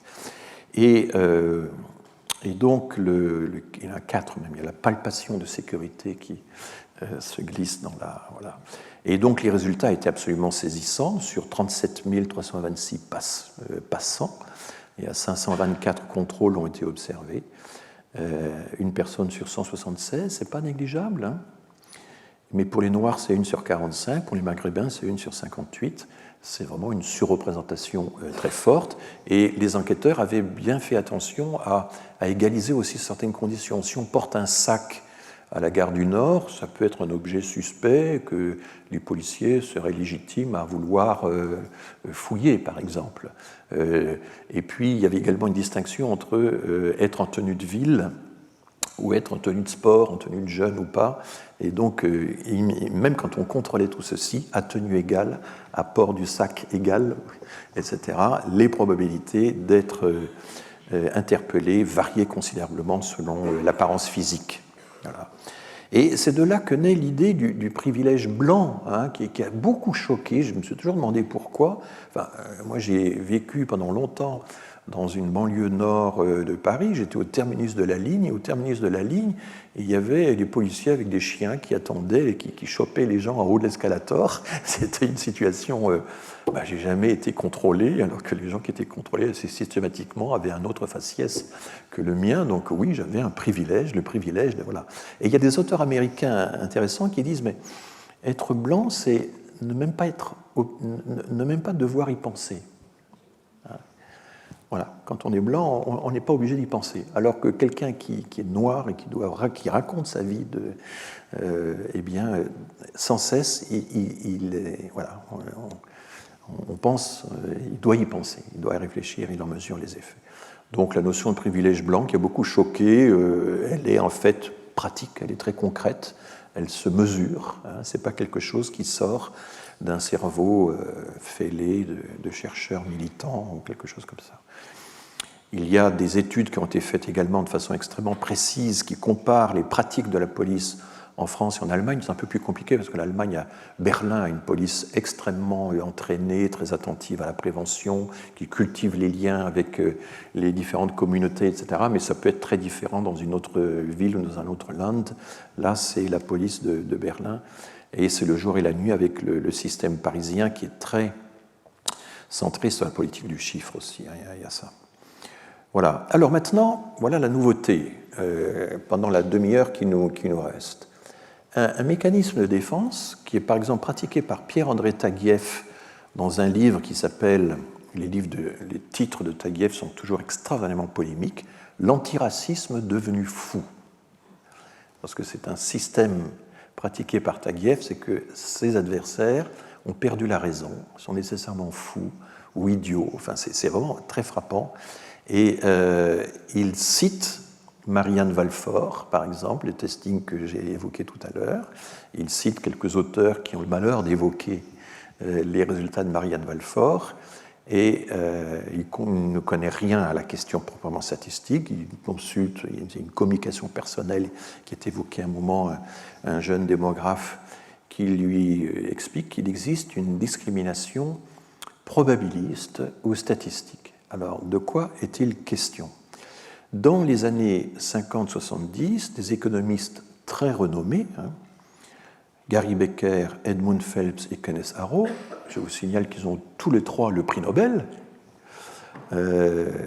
Gary Becker en 92, Arrow en 72 déjà, et Edmund Phelps en 2006. Pas nécessairement pour ses travaux sur les discriminations, mais notamment, je me souviens que lorsque Phelps a eu le prix Nobel en 2006, on a pas mal évoqué ses travaux sur les discriminations. Et puis Gary Becker a rassemblé des articles qu'il a développés dans un livre appelé The Economics of Discrimination, qui remonte à 1957. Donc c'est avant l'avènement des droits civiques de 1965 aux États-Unis. Il y a un avant 65 et après 65. Et donc c'est Gary Becker qui est le premier à dire, mais au fond, la discrimination, il y a deux types de discrimination. Il y a une discrimination, alors il utilise une expression qui est un peu curieuse, de goût, taste, de préférence, d'aversion. Voilà. Et je suis un chef d'entreprise, j'ai un problème, je vais devoir recruter des personnes, et si je m'intéresse vraiment au développement de mon entreprise, à ce qui est utile pour mon entreprise, etc., je peux appliquer un certain nombre de critères, faire des analyses de risques, etc. Et puis, si je me laisse uniquement prendre par mes préjugés, mes aversions personnelles, mon allophobie, comme dit Becker, ma xénophobie, comme on dit plus couramment, etc., indépendamment des intérêts de ce qui est bon pour mon entreprise, je vais sélectionner les gens en fonction de mes préférences ou de mes aversions. Et donc Becker essaie de différencier, de trouver des critères pour distinguer les deux types de sélection, celle qui est discriminatoire au sens fort du terme, le dégoût pour un certain nombre de profils, disons, et celui qui serait fondé sur de bonnes raisons. Et c'est quelque chose qui va être notamment étudié plus spécialement par Phelps. Au fond, il y a deux types de discrimination. Il y a une discrimination fondée sur des informations. Le deuxième type de discrimination, c'est je ne sais pas trop ce que vaut la personne qui me sollicite. J'essaie d'avoir des informations. Mon information est incomplète. Et vous savez que dans la théorie économique du marché, la qualité de l'information, la complétude de l'information, c'est un élément absolument essentiel. Et donc, faute d'avoir de bonnes informations et faute de pouvoir goûter à la chose, en quelque sorte, pour pouvoir savoir ce qu'elle contient vraiment, parce qu'il y a des produits qu'on peut goûter, il y a des produits qu'on ne peut pas goûter, ça c'est une distinction également faite par des économistes, eh bien, je vais me baser, je vais me fonder sur des signaux. Et si, par exemple, je suis offreur de logement, je vais essayer d'estimer quelle est la probabilité que j'aurai à faire face à un impayé de loyer. Et il y a des auteurs, plus récemment aussi, qui ont encore amélioré ces études en disant, mais d'un pays à l'autre, le contentieux des impayés, ça peut durer des mois et des mois, ou ça peut être très rapidement réglé. En Suède, c'est assez court, mais en France, par exemple, c'est particulièrement long, et en Italie, plus encore. Et donc, il y a aussi des études qui essaient de dire, est-ce que l'incertitude sur le risque d'avoir à faire face à un contentieux d'impayés qui va durer très très longtemps, fait que je vais me restreindre sur des critères très classiques et recruter uniquement des gens dont je peux avoir une certaine certitude a priori que le risque d'impayé est faible. Vous voyez ce genre de... Donc il y a l'idée qu'on pourrait finalement discriminer pour de bonnes raisons. Par une analyse un peu bayésienne, comme disent les statisticiens, fondée sur des expériences récentes ou pas. Et voilà un peu ce que les économistes ont fait. Et c'est ce que dit Taguieff. Finalement, ils sont complètement stupides, ces chercheurs. Ils délirent complètement. Ils voient la discrimination raciale partout, là où il n'y a que de la discrimination statistique ou probabiliste. C'est le raisonnement qu'avait fait Zemmour. Lorsqu'il y a eu ce procès, on lui a donné justement les résultats de l'enquête du CNRS dans les lieux publics de Paris. C'est en commentant cette enquête qu'il dit « mais c'est normal, les policiers discriminent, etc. » parce qu'ils savent que la majorité des délinquants sont noirs et arabes. Et donc, ils ont une estimation probabiliste du lien entre le faciès et la délinquance, et c'est en fonction de cette estimation probabiliste qu'ils ont de bonnes raisons de pratiquer leur sélection. Hein, c'est exactement le même raisonnement en réalité. Je ne sais pas du tout si Zemmour avait lu Becker, Arrow ou Phelps, j'en doute beaucoup, mais voilà. Et donc, je suis en train de lui donner des arguments, là, s'il m'écoute. Mais vous allez voir, ça ne tournera pas à l'avantage de... Alors, il y a une étude, justement, qui a été faite pour essayer de mesurer ça. Et on retrouve l'équipe de Lorty, qui fait régulièrement des testings avec notamment de jeunes doctorants. Et l'étude à laquelle je fais référence, c'est une étude sur la discrimination liée à l'origine sur le marché du logement à Paris, donc publiée l'an dernier, hein, dans le premier numéro de l'année de la Revue française d'économie, donc 2021, premier numéro. Et il va essayer de différencier dans son protocole ce qui relève de la discrimination statistique et ce qui relève de la discrimination classique, ethno-raciale classique. Et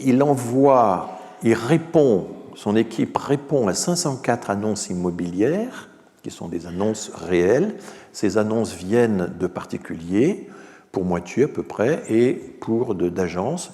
Il y a aussi Le Bon Coin, comment ça s'appelle le site c'est Le Bon Coin, c'est bien ça, qui va avoir un comportement très très particulier. En fait, c'est dans Le Bon Coin qu'il y a le plus de racisme. Vous allez voir, c'est assez intéressant parce que les gens sont livrés à eux-mêmes, ça ne passe pas par une agence, c'est pas le bon.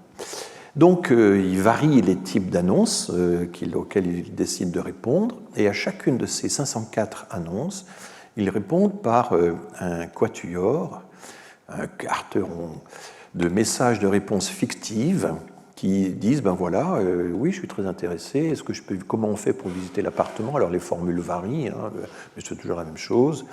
Et puis, de quel document avez-vous besoin? Et les 4 réponses font varier 2 caractéristiques. Il y a les prénoms et patronymes qui peuvent être tout à fait français ou au contraire maghrébins. Julien Leroy et Thomas Moreau d'un côté, Ahmed Kaidi et Karim Khalis de l'autre. Et puis il y a aussi, dès le début du message, « Bonjour, je suis fonctionnaire de l'État affecté à Paris, je cherche un logement, etc. » ou « Je suis agent de l'État ». Et donc, ils font un peu varier ces formules, ils les font tourner de façon aléatoire. Il n'y a pas toujours Julien Leroy qui est agent de l'État et Thomas Moreau qui est fonctionnaire affecté à Paris. Ça tourne entre les différentes formules pour essayer de neutraliser les effets de vocabulaire qui pourraient toujours exister. Le résultat, ça consiste à regarder quels sont les taux de réponse qui donnent suite, les réponses non négatives, comme ils les appellent tout en boucle d'article, pour toutes les combinaisons possibles. À la fois français fonctionnaire, français non fonctionnaire, marocain fonctionnaire, marocain non fonctionnaire, et on compare 2 à 2 toutes ces 4 situations possibles. Donc ça fait 6 comparaisons à faire, n fois n-1 divisé par 2. Alors voilà le début. Donc là, les graphiques sont mis à... Oui, parce que tout le problème de ces articles, c'est qu'ils présentent toujours des tableaux difficiles à lire pour le profane, et je trouve que de temps en temps, il faut convertir ça en graphiques lisibles. Donc, d'abord, Julien Leroy ou Thomas Moreau obtiennent davantage de réponses que Ahmed Kaidi ou Karim Khalis. 18,7% contre 12,9%. Les taux de réponse sont assez faibles parce qu'il y a beaucoup de candidatures. Hein. Les offreurs de logement ont en fait un très grand nombre de candidatures à traiter, donc ce sont les taux assez faibles globalement. Et là, ce sont les taux pour les non-fonctionnaires. Donc Leroy et Moreau non-fonctionnaires face à Ahmed Kaidi et Karim Khalis non-fonctionnaires, 18,7% contre 12,9% de messages donnant suite. Voilà. Et puis, quand on en ajoute le signal fonctionnaire, et ça, c'est évidemment la discrimination probabiliste. Hein. Vous avez un signal très important, il est fonctionnaire. C'est une garantie de la stabilité, une garantie de la capacité financière qui est très importante. Eh bien, cette garantie, elle marche beaucoup mieux pour les gens d'origine française que pour les gens d'origine maghrébine. C'est-à-dire que les Maghrébins ont beau dire qu'ils sont fonctionnaires ou agents de l'État, ça améliore le taux de retour de 12,9 à 15,5, alors que pour les Français, ça l'améliore de 18,7 à 42,9. Ça, c'est très impressionnant. Et donc, vous voyez, ce système dissocie les deux types de discrimination, la discrimination sur l'origine, fondée sur l'origine, et la discrimination qui serait liée aux garanties de solvabilité que pourrait présenter, bon, même si ça n'est qu'un signal, un fonctionnaire, ça n'est qu'un signal, il peut y avoir des fonctionnaires non solvables. On en a vu dans notre carrière. Voilà un peu le... Vous voyez, c'est impressionnant quand même comme résultat. Et donc, la conclusion du testing de Brunel, Lorty et compagnie, il y a aussi Pascal Petit, qui est une complice de longue date de Yannick Lorty, je les cite, « L'effet positif de la stabilité financière dépend de l'origine. Il est très fort si l'individu est d'origine française, il est faible s'il est d'origine maghrébine. Et donc, un signal positif de stabilité financière n'est pas en mesure de faire disparaître la discrimination raciale. Cette discrimination raciale, elle n'est pas due à une information imparfaite sur le risque de loyer impayé, elle est vraiment liée à des préférences discriminatoires, au fameux goût, dégoût, aux aversions que Becker avait signalées dès les années 50. Ça veut dire que la discrimination selon l'origine ne se réduit pas à la discrimination dite statistique. Et maintenant, il faut poser une question qui est, est-ce que la discrimination statistique elle-même, cette discrimination qui prétend avoir de bonnes raisons de discriminer, d'être rationnelle, hein, c'est beaucoup plus difficile de lutter contre une discrimination qui se veut rationnelle, qui se pense rationnelle, que de lutter contre une discrimination de préjugés.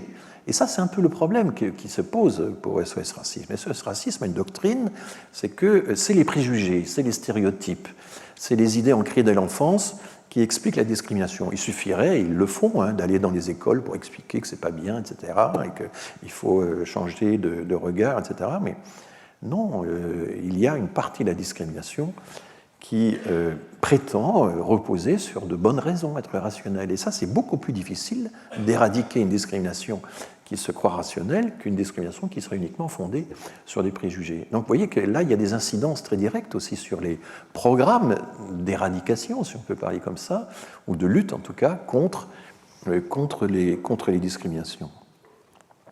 Et là, je vais vous citer Taguieff, donc l'antiracisme devenu fou. Alors ça, c'est toujours le problème des titres. Il y a des injures dès le titre. Il y a des injures de bout en bout dans le livre, mais il y a des injures dès le titre. Le racisme systémique et autres fables. Voilà. Lorsque le défenseur des droits parle de racisme systémique, c'est de la fable. Le défenseur des droits est devenu fou, certainement. Enfin bon, c'est vraiment problématique. Hein. C'est dommage parce que Pierre-André Taguieff est un auteur qu'on a beaucoup lu dans les années 70-80, qui avait fait des recherches extraordinaires sur les préjugés, sur l'antisémitisme, sur l'histoire du protocole des sages de Sion, etc., enfin, à qui on doit vraiment des travaux absolument remarquables. Mais là, il publie 2 livres par an et ça devient vraiment très problématique. Alors, il dit il faut bien sûr s'interroger sur les contrôles d'identité, les discriminations selon l'apparence, la couleur de peau, ou la religion, l'islam, comment les interpréter ? S'agit-il de discrimination raciste ou de discrimination probabiliste étrangère à tout racisme ? Dans les milieux militants d'extrême gauche, alors là tout de suite il a ces catégories, hein, je ne sais pas dans quelle catégorie, je dois être là quelque part, il y a une cellule dans le système de Taguieff qui m'accueille. Dans les milieux militants d'extrême gauche, c'est une évidence idéologique, l'idéologie c'est toujours la pensée des autres, hein, que l'islamophobie d'État ou systémique existe en France et qu'elle a été empiriquement démontrée dans l'accès à l'emploi. On évoque souvent à ce propos l'étude de Marianne Velfort. Le « on » n'est pas nommément désigné. Et je pourrais vous lire encore d'autres passages de ce livre rapidement, mais pour montrer un petit peu le ton. Lorsqu'on considère sans biais idéologique les contrôles aux faciès, on constate qu'ils relèvent parfois d'une discrimination raciste, parfois d'une discrimination probabiliste. Et donc, vous voyez, pour lui, il n'y a pas de doute que probabiliste, c'est nécessairement non raciste. C'est ce que je vais aborder dans un instant. Dans ce dernier cas, il est envisageable qu'il soit motivé par le fait que les immigrés et leurs descendants commettent plus souvent des infractions que la moyenne, si bien qu'il pourrait être raisonnable au regard de l'objectif de dissuasion que la police les surinterpelle. Donc c'était exactement le raisonnement de Zemmour. et il consulte un sociologue démographe qui n'a pas publié sur le sujet, c'est une communication personnelle. Ces discriminations à l'embauche à l'encontre des candidats musulmans pourraient être motivées par le souci des employeurs d'éviter les conflits au travail qui sont dus aux salariés musulmans. Qu'il s'agisse de pratiques religieuses, prières pendant le temps de travail, demande d'aménagement d'horaire pendant le jeûne du Ramadan, ou fatigue et sous-productivité pendant cette période, prosélytisme, attitude sexiste, refuser de travailler avec une femme, de lui serrer la main ou de lui obéir, attitude de fermeture, demande d'aménagement de repas collectifs, demande de ne travailler qu'avec des coreligionnaires, refus de réaliser des tâches pour motifs religieux, etc. Donc, voilà ce que l'auteur essaie d'imaginer. Alors évidemment, si moi j'avais suivi ce genre de raisonnement, quand j'étais directeur de l'Institut national d'études démographiques, je l'ai été pendant 10 ans, j'aurais jamais recruté une seule personne portant un nom arabe. Or, je peux vous dire qu'elles sont entrées en nombre, les filles beaucoup plus que les garçons, ce qui est intéressant. Hein. Les garçons rêvaient de la finance ou de la vente, ou des choses comme ça, mais les filles sont entrées dans la fonction publique, les filles du Maghreb, originaires du Maghreb, souvent se battant contre les parents. La lutte pour obtenir une chambre en ville autonome, par exemple, c'est quelque chose qui peut être épique dans certaines familles, mais enfin, elles ont occupé, comme les femmes chez nous ont réussi grâce à l'administration, à la fonction publique, au poste de secrétariat au XIXe siècle à entrer dans le monde du travail, il y a quelque chose d'un peu équivalent, elles sont quand même nombreuses à être entrées dans les travaux d'employés, de techniciens, etc. Et si on avait utilisé ce genre de raisonnement probabiliste en disant c'est une population à risque, c'est une minorité dangereuse, au fond c'est ça l'idée, eh bien évidemment on coupait court à toute intégration de cette partie-là de la population. Il faut quand même bien mesurer ça. Et donc, je crois que refuser un bien ou un droit à quelqu'un parce que son patronyme ou son phénotype signale l'appartenance à un groupe à risque, est-ce que c'est accomplir une discrimination ethno-raciale au regard de la loi ? Eh bien oui.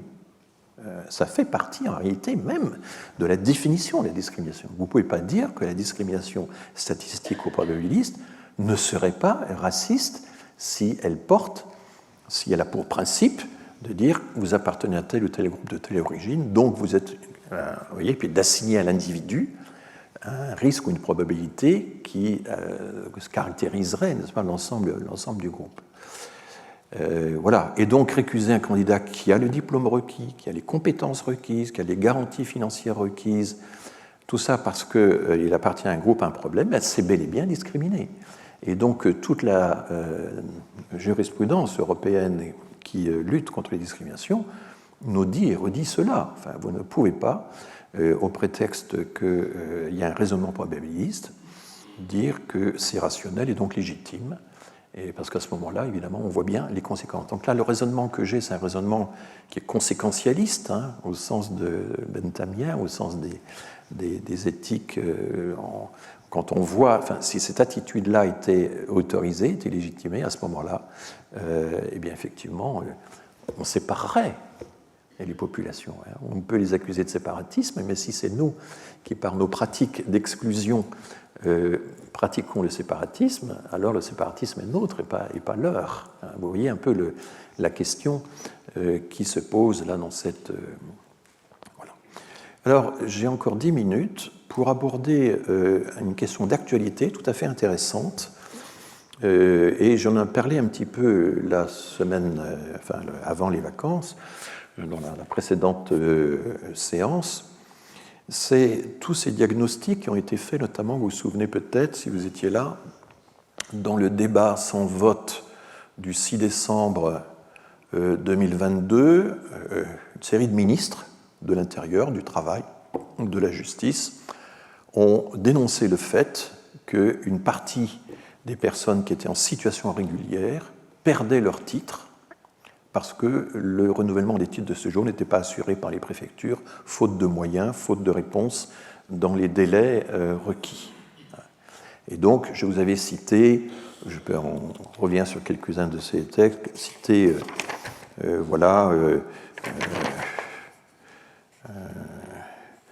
Par exemple, Olivier Dussopt, ministre du Travail, il ne s'agit pas d'un plan de régularisation massive, il parle de la régularisation de personnes travaillant depuis un certain temps dans les métiers en tension, c'est une fameuse histoire, mais d'une solution offerte à celles et ceux qui sont déjà là, qui travaillent depuis longtemps et qui sont parfois devenus irréguliers en raison de la complexité des formalités ou à la suite d'un accident de parcours. Et Gérald Darmanin était allé plus loin en évoquant les titres de séjour des étrangers déjà présents sur le sol national. Ceux-là, ils seront automatiquement renouvelés. Ils n'attendront plus un énième rendez-vous. Ils ne subiront plus les files d'attente numériques. Ils connaissent parfois de grandes difficultés pour faire reconnaître leurs droits. Certains se retrouvent en situation irrégulière par incurie de l'État, ce qui était quand même une formulation extraordinairement forte. Et quand on regarde dans le détail, mais c'est quoi cette incurie ? Alors il existe, et là notre belle République est formidable pour ça, il y a des rapports sur tout, il y a des diagnostics extraordinaires sur tout, et il existe un rapport de la Cour des comptes qui est assez récent, qui a, même très récent, printemps 2022, qui a, dans le cadre d'une analyse régulière de la Cour des comptes, ce n'était pas une enquête extraordinaire, a étudié les effectifs de l'administration territoriale de l'État, exercice 2010 à 2021. Il montre que dans cet intervalle de temps, les effectifs ont baissé de 14%. Les préfectures et plus encore les sous-préfectures ont dû rendre des postes pendant toute cette période, donc 14% de postes en moins. Et ce que relève le rapport de la Cour des comptes, c'est extrêmement intéressant, c'est que notamment en souffrent les bureaux des étrangers, les bureaux de l'asile, etc. Il cite le fait que, devant rendre des postes, les préfectures sont obligées de faire appel à des vacataires. Non pas des vacataires au sens juridique du terme, parce qu'au sens précis du terme, vacataire, c'est quelqu'un qui va remplir une mission nouvelle, spéciale, que les agents permanents ne vont pas remplir, qui s'ajoute, et il est payé pour ça. Non, ce sont des gens qui ont des contrats infra-annuels, qui sont renouvelés plusieurs reprises, dont une partie seulement sont renouvelées l'année suivante, et qui accomplissent des missions permanentes de l'État sur des contrats infra-annuels. Et la Cour des comptes dit, c'est pas normal, leur nombre est considérable, et elle cite des exemples. La préfecture des Hauts-de-Seine, 47% du personnel du bureau de l'asile sont des vacataires dans ce sens-là. C'est énorme. Le bureau des étrangers, des titres de séjour normaux, c'est 36%, etc. Donc vous voyez, on a dans la République des diagnostics, des analyses extrêmement précises qui nous montrent que cette incurie de l'État, elle ne tombe pas du ciel, enfin, elle est aussi liée. Alors, c'est un argument de Gérald Darmanin dans les débats qui ont suivi les discussions qui ont suivi les deux débats sans vote à l'Assemblée nationale et au Sénat, donc en décembre, de dire mais ça c'est la faute aux socialistes, lorsque vous étiez au pouvoir, que ces effectifs ont baissé. Donc j'ai vérifié, et ça commence sous Fillon, qui initie un peu cette politique de reddition des postes, de restitution des postes. Ça se prolonge effectivement sous les différents ministres socialistes successifs, il y a Valls, Cazeneuve, et ça se poursuit sous Édouard Philippe, et c'est Gérald Darmanin qui est le premier à stopper la baisse des effectifs dans les préfectures, donc depuis là maintenant, depuis 2021, depuis 2022, comme l'observe le rapport de la Cour des comptes. J'ai trouvé un autre rapport, encore plus précis, plus qualitatif, parce que c'est quelqu'un qui a consulté les associations, Blandine Brocard, députée MoDem du Rhône, mais je l'avais citée la dernière fois, en me trompant, je l'ai citée comme une députée En Marche, Renaissance, alors qu'en fait elle est MoDem, et qui a fait, dans le cadre d'un avis rendu au nom de la Commission des lois, une véritable enquête là-dessus. Elle a interrogé plusieurs préfectures, et elle s'est aperçue que certaines préfectures, de leur propre chef, manquant d'effectifs, décident d'elles-mêmes, 3 préfectures d'Île-de-France sont dans ce cas-là, que la priorité sera accordée au renouvellement des titres de séjour et qu'on ne répondra pas aux demandes téléphoniques des AES, des autorisations exceptionnelles de séjour, c'est-à-dire des demandes de régularisation. Et là, vous avez évidemment une rupture d'égalité à travers les territoires. Certaines préfectures allèguent leur manque de moyens pour dire écoutez, on va faire une priorité, on ne répondra pas aux demandes de régularisation, même si elles sont tout à fait légales, on va uniquement s'occuper du renouvellement des titres de séjour. Donc voilà un peu la situation. Et là, vous avez des discriminations. Comment ne pas les appeler systémiques? Comment ne pas les qualifier d'institutionnelles? Puisque des personnes dans des situations équivalentes sont traitées différemment d'une préfecture à l'autre, d'une façon qui est arbitraire, enfin plus que discrétionnaire, arbitraire.